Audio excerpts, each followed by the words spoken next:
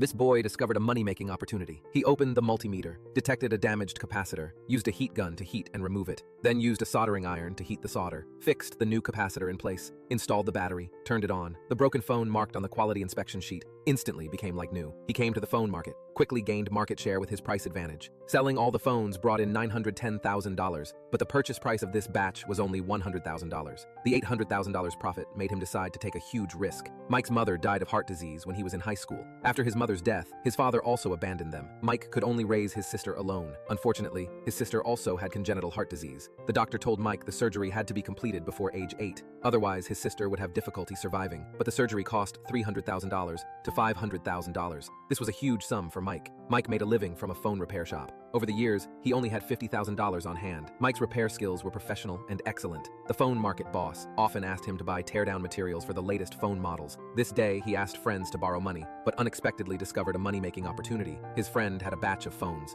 They were left here by a foreign trade client, but the client ran away. Storage fees had been owed for 2 years. The boss decided to sell them to offset the debt. Suddenly, Mike had a bold idea. After returning home, he took out the phone's quality inspection report. After translating it online, he learned it was capacitor damage. Disassembly, testing, repair. He quickly replaced the broken capacitor. He decided to refurbish and sell this batch of problematic phones. For his sister, he decided to take a gamble. He mortgaged all items in the shop and borrowed $50,000, but he only had 30 days. He had to refurbish all the phones within 30 days. He pressed his fingerprint on fate's gambling table, but the good times didn't last long. The phone market launched a special campaign against refurbished and knockoff phones. Mike's phones suddenly couldn't be sold at all. No boss was willing to take them, but for his sister, he couldn't give up. Mike wanted the warehouse to help store them for a few more days. The manager directly refused. The former gold bricks now became a mountain pressing on him, making his already difficult situation even worse. Looking at his sleeping sister, he couldn't sit and wait for death. The next day, Mike found the manufacturer of that batch of phones. He hoped they could recycle the old parts. They could be used for secondary,